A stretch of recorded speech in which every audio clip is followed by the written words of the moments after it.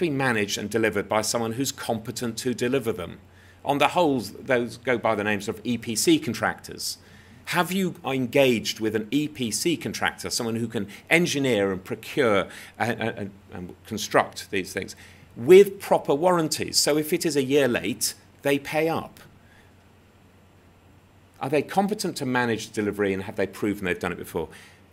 When you've got the plant operating, have you got maintenance in place? Have you got suppliers in the UK who ensure that the plant will continue to operate? Are you able to secure and build an operations team and run the whole supply chain from sourcing material through to spreading the digestate or whatever you're going to do with it, that's credible and that's experienced? What matters most on the economic model of an AD plant is availability. It's fine on paper if it's going to hit a return, but is it being realistic about the time it's going to be available and operating? Feedstock. I think you've talked a lot about feedstock. The summary is, the input material, is it at a price that's market testable, and is no point buying maize into a plant at £15 a tonne when you know there's a risk that in 5 years' time it's going to be at 30 or 40 pounds a tonne. Does the business model survive those sort of stress tests? Have you got the ability to secure contracts to keep that plant full, so it's not a white elephant, for at least, the normal test I've seen is sort of 80% full for at least 5 years. 7 years, probably the minimum you'd close on a project at the moment. Can you secure that? The days of overcapacity, build and waste will come, I'm afraid, are gone. Similarly, the PPA, the getting rid of your electricity, selling electricity, is not necessarily as trivial an exercise as you might think. You need a solid counterparty. Those are of value as an asset. And maintenance, I think that should be digestate. Have you got the ability downstream to spread that, to sell it if you believe you're going to sell it, or to an operating solution to distribute it to counterparties who will take it with contracts that ensure they will? Because if your plant fills up and you haven't got a back end that's operable, then it's going to get indigestion. Site, absolute classic site, all the normal things. Do you own? Can you control the site? Are you going to have the right to build? No one's going to put money in until they've gone through all the contracts to ensure that you have.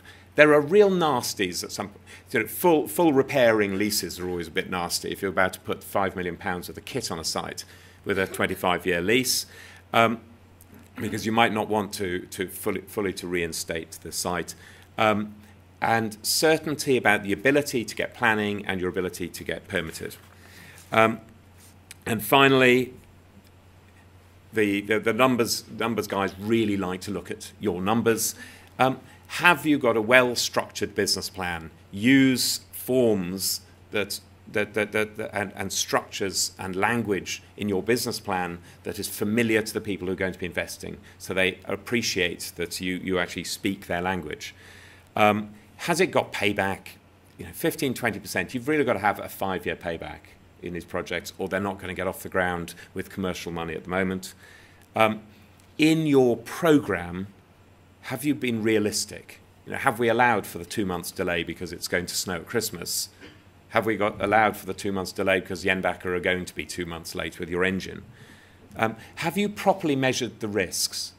These returns aren't on the worst day with the worst outcome and fully stress tested. The banks will be reasonable about the risks that they'll stress your business plan to, but you've got to provide them with the tools that allow them to fiddle the numbers and wiggle them around and say, well, what happens if there is a 6-month delay, so they can see the impact on the real numbers. And all this has to be deliverable, and it has to be deliverable not just because you've got all the plan right, but because you've got a team who are competent to do it. And that's likely to mean a change from the team that was responsible for the early stage of the project development, because you're going to need, along with the entrepreneurial excitement, you're going to need some very sensible operational hands to give the banks the confidence that not only will the plant be delivered come hell or high water, but it'll actually operate 24/7 afterwards. We can go on into the detail, but ultimately a plant is bankable if it will make the banks a profit. The numbers they're looking for at the moment mean you've got hurdle rates of 15 to 20% for your total return on capital going into that project. There are an awful lot of experts around, and the industry bodies and even the government have put a lot of time into preparing background data. If you're developing a project, use the work that's been done, because it'll have been done and tested across multiple projects. I've mentioned ADBA and their work with RAP to develop a due diligence checklist. There's an awful lot of competence and knowledge behind that in the organisation. The REA have been at this for years and have an amazing network and some super experts and have done some of the best business models to be seen. Underneath that, there's work with a number of other people like the NNFCC. Get hold of the Anderson model if you're going to test your assumptions. And bless them, even DEFRA have done some good things, but I can't say that around farmers. Okay, thank you.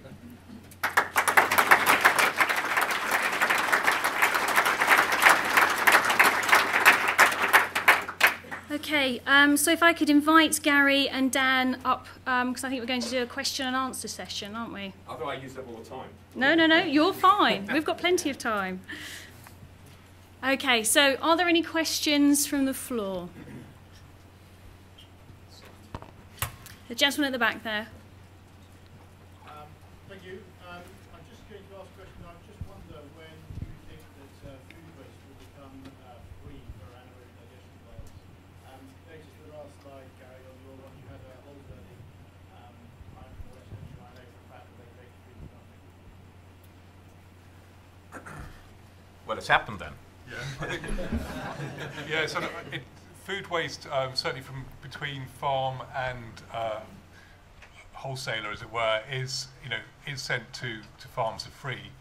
The fact is, though, if you're sending it to a more elaborate facility that requires capital investment, that's clearly going to affect the gate fee, for example. So, until ROCs or some other incentive become more significant, the gate fee becomes negligible. I guess that's unlikely to happen, but I look forward to Dan's view of that.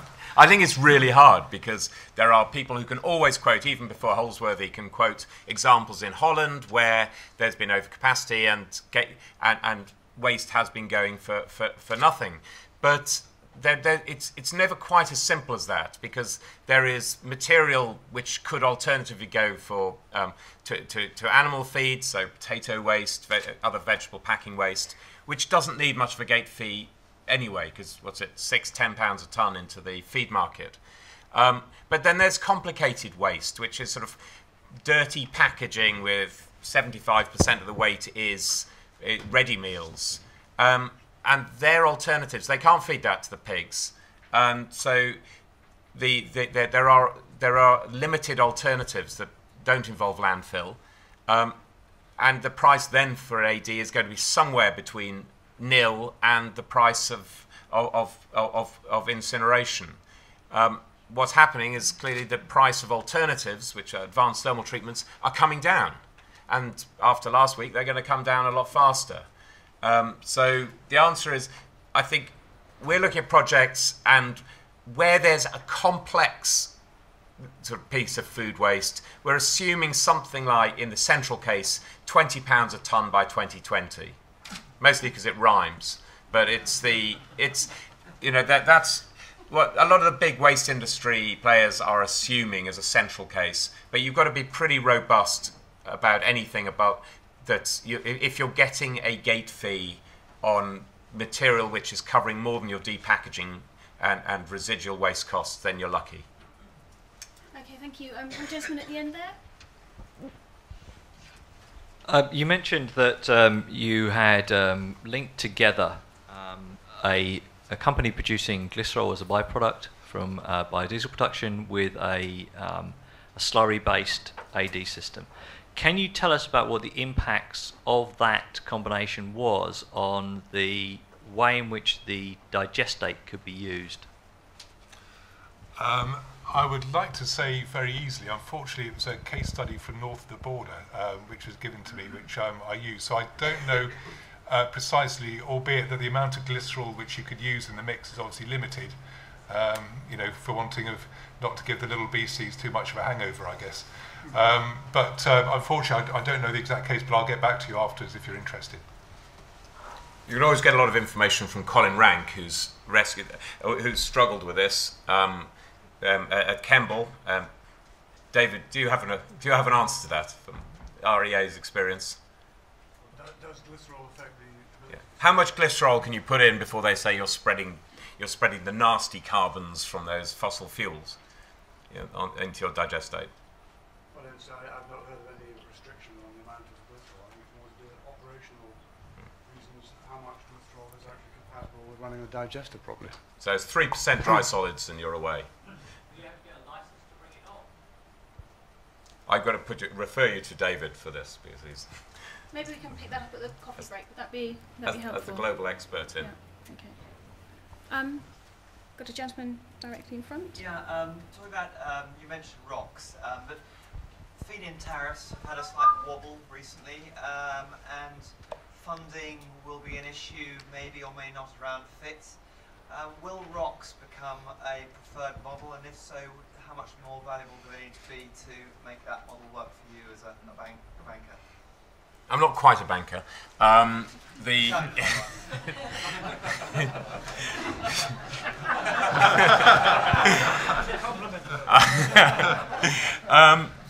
answer, the question is, you know, fits and rocks, and which would a bank favour? It really depends on the size of the scheme, and and there are projects which are being closed, which are reaching financial close.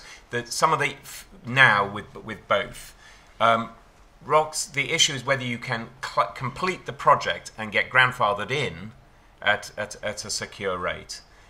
Clearly, the review of rocks, which is 2 years, we've got 2 years until it happens. That's getting quite tight on being able to build and commission a plant that's only in early stage of development now. But on the whole, for the larger plants, feed-in tariffs are slightly less appealing, particularly if you're mixing with grants because of the way they interact. So banks or funds who are taking, because these aren't just pure debt. This is relatively speculative, high-risk capital, which is coming in at these high hurdle rates, is relatively comfortable with both. Thank you. Okay, we've probably got time for 1 or 2 more questions, if there are any. No? Room gone silent? Okay, right.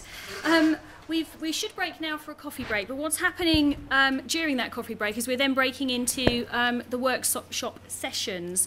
So if I could just explain a little bit about where people are going. If you're doing the small-scale case study with Graham Thorne, then you need to stay here. That's the conference room. You need to stay here. And if you're doing the large-scale case study with David Wright, then you need to go to Exhibition Hall 2. For here, the tea and coffee will be served outside those doors, and at Exhibition Hall 2, the tea and coffee will be in the room. And if we could ask people to come back as quickly as possible to their workshops, that would be really helpful, because we want to try and keep to time as much as possible. And also, could you please stick to the workshops that you signed up for, because there's lots of people here and there's lots of people wanting to hear the speakers. So in terms of keeping the numbers balanced, if you could stick to the ones you signed up for. So hopefully, if we can open the doors, thank you, Dawn, for the coffee over there, or down to Exhibition Hall 2. Thank you.